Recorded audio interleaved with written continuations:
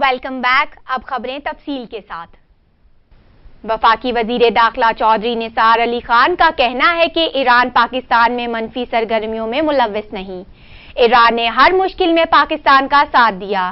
بھارتی جاسوس کے حوالے سے ایران کے سہولت کار ہونے کا تاثر دینا بالکل غلط ہے. اسلام آباد میں نیوز کانفرنس کرتے ہوئے وزیر داخلہ چودھری نثار علی نے کہا کہ ایرانی صدر کے دورے کے فوائد کو مضبوط کیا جائے. پاکستان ایران قربت اور بھائی چارے کو پاکستان میں ہر سطح پر حمایت حاصل ہے. انہوں نے میڈیا سے کہا کہ بھارتی جاسوس کے معاملے کو ایران پاکستان تعلقات سے نہ جوڑیں.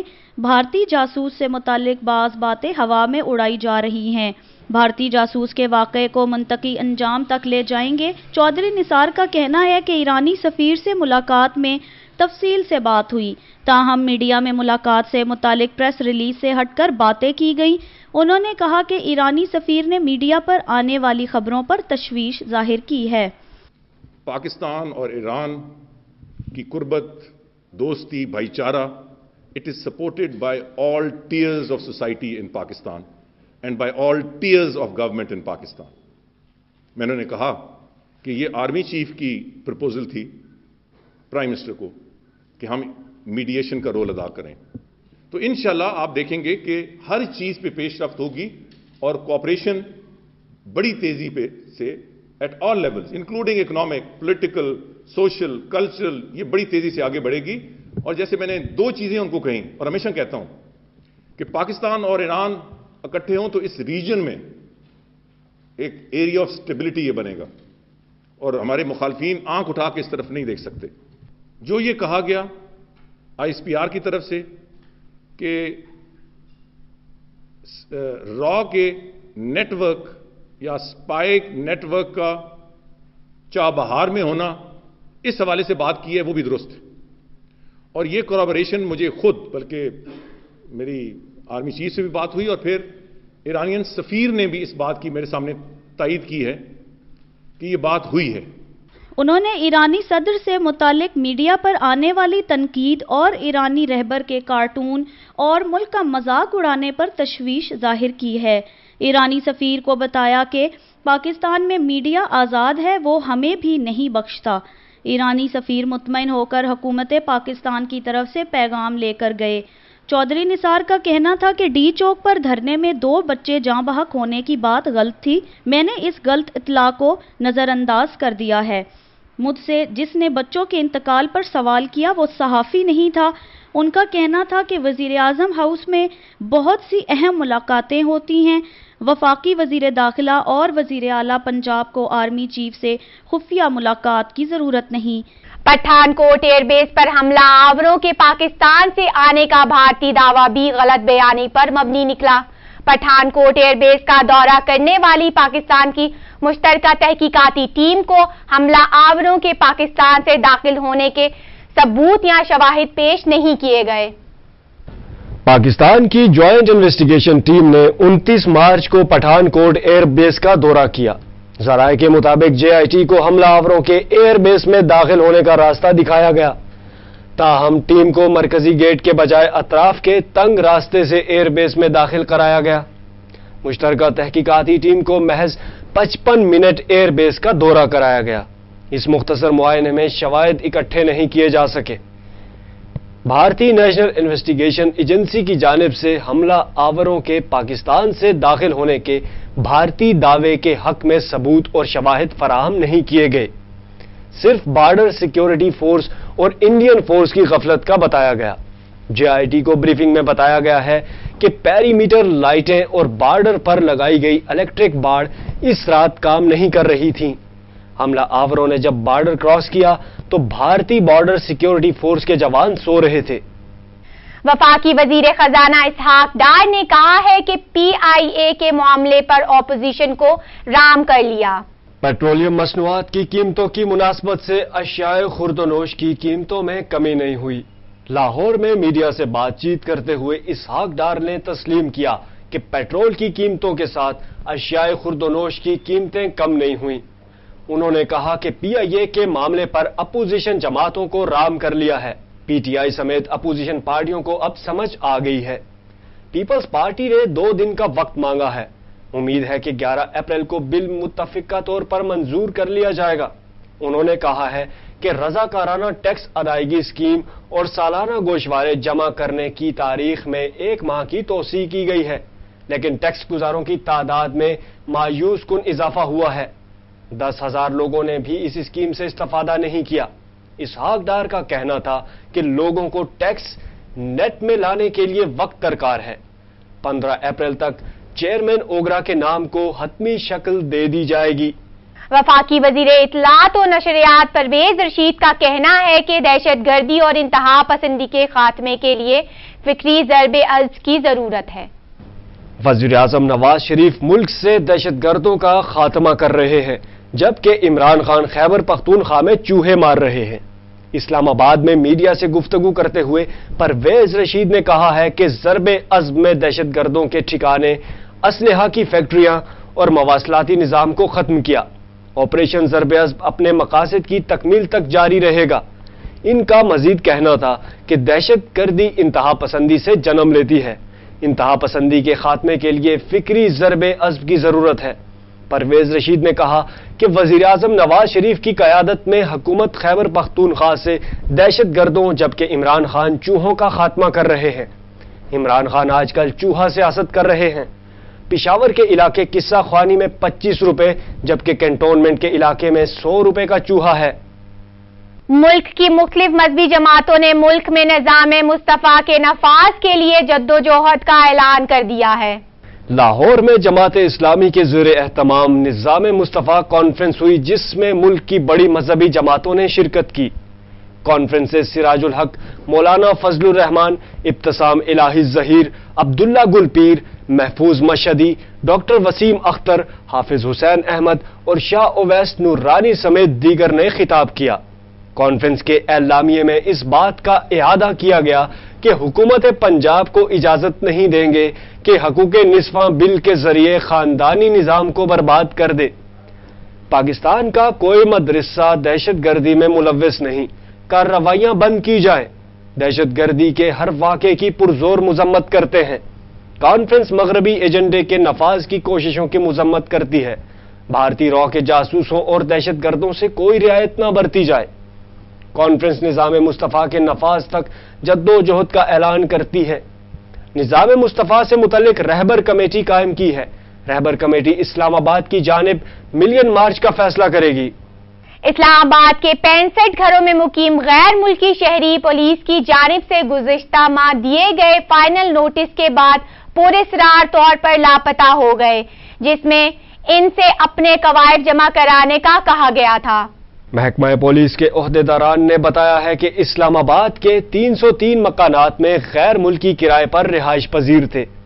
پولیس نے ان میں سے 238 کرایہ داروں کی تفصیل حاصل کر لی تھی، جبکہ بقیہ کو 15 مارچ کی ڈیڈ لائن دی گئی تھی، لیکن 65 مکانات میں رہنے والوں نے مقررہ تاریخ تک تفصیل فراہم نہیں کی اور گھر چھوڑ کر چلے گئے۔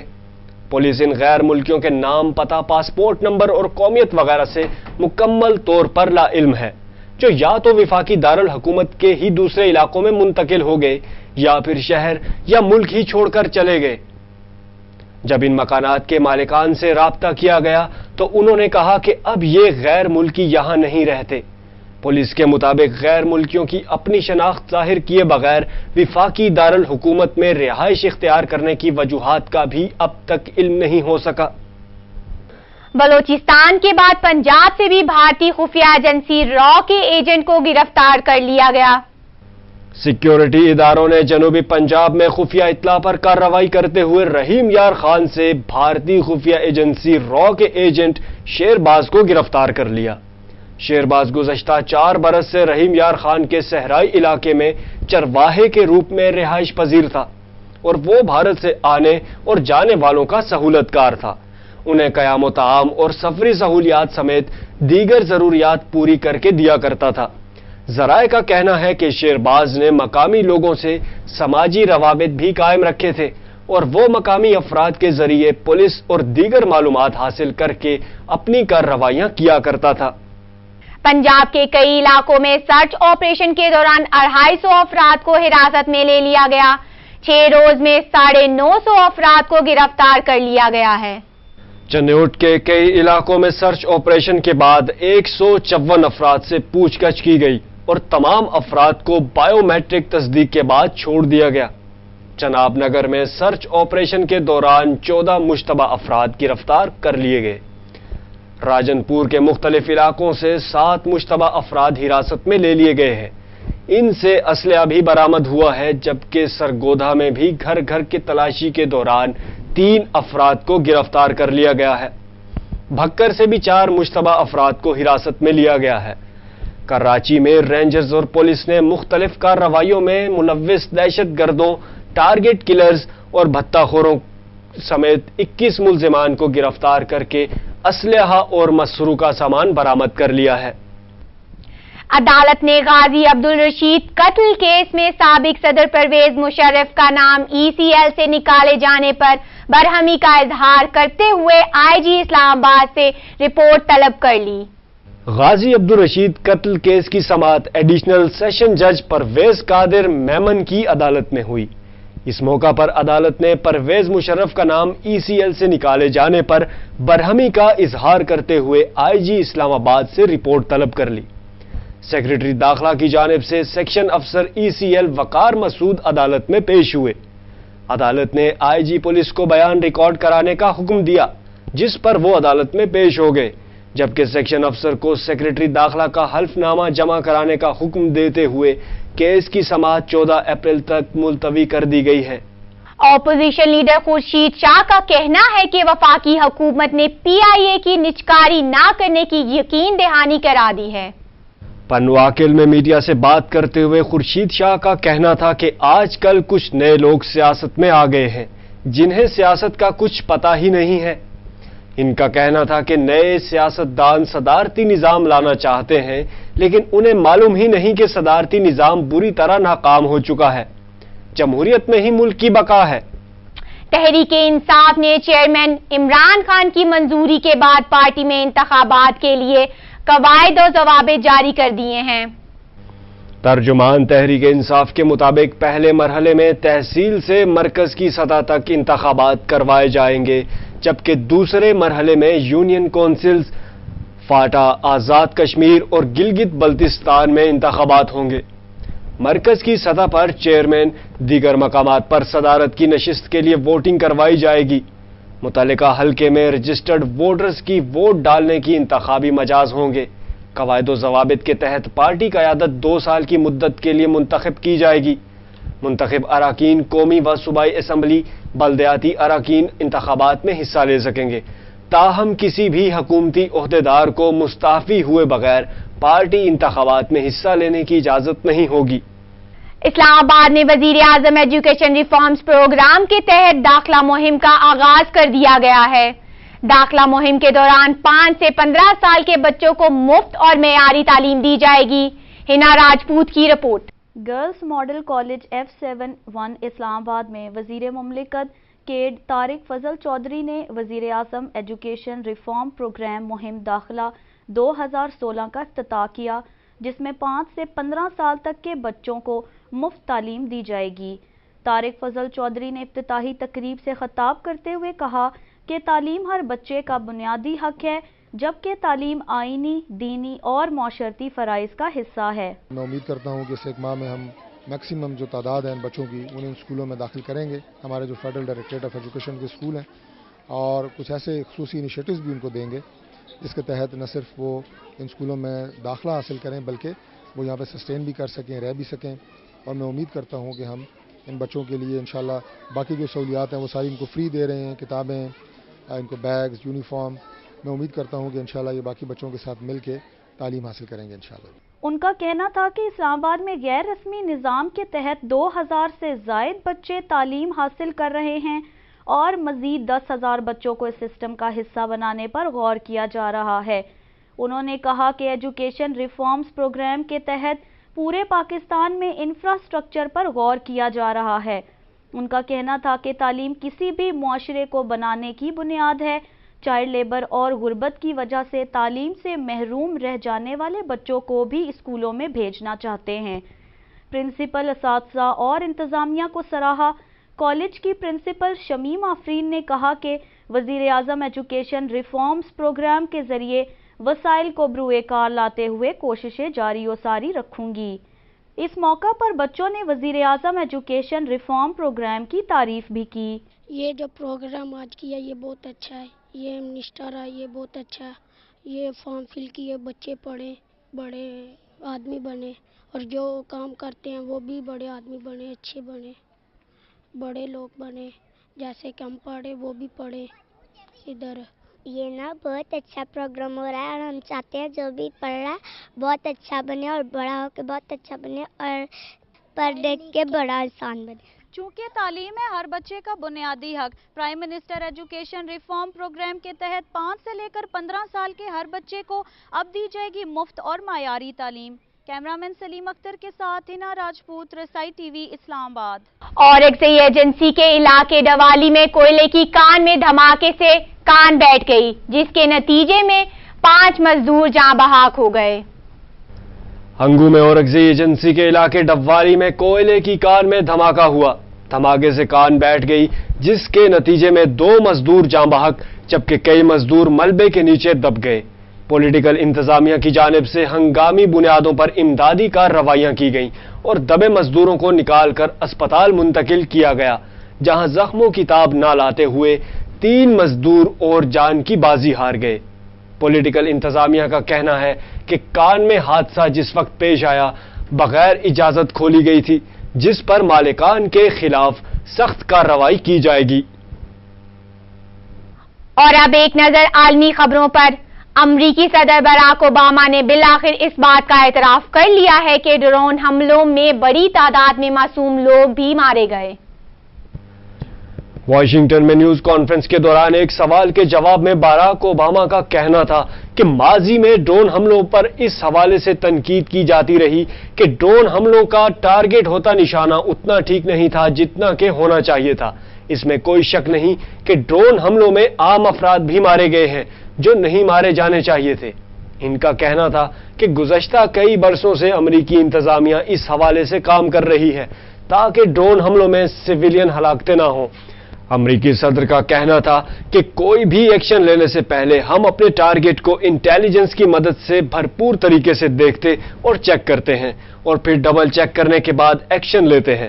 انہوں نے کہا کہ امریکہ واضح طور پر صرف ان پناہ گاہوں کو نشانہ بنا رہا ہے جو ہمیں نقصان پہنچانے یا ان کے لیے داعش یا القاعدہ کی مدد کر رہے ہوں۔ اور اب انٹرٹینمنٹ نیوز۔ بالی ووڈ اداکارہ سونم کپور نے کہا ہے کہ فلموں میں کام کے عوض معاوضے پر اداکاراؤں کے ساتھ امتیازی سلوک ہوتا ہے۔ بالی ووڈ کی فلمیں باکس آفس پر کروڑوں روپے کا بزنس کرتی ہیں اور فلم میں کام کرنے والے اداکاروں کا معاوضہ اداکاراؤں سے زیادہ ہوتا ہے۔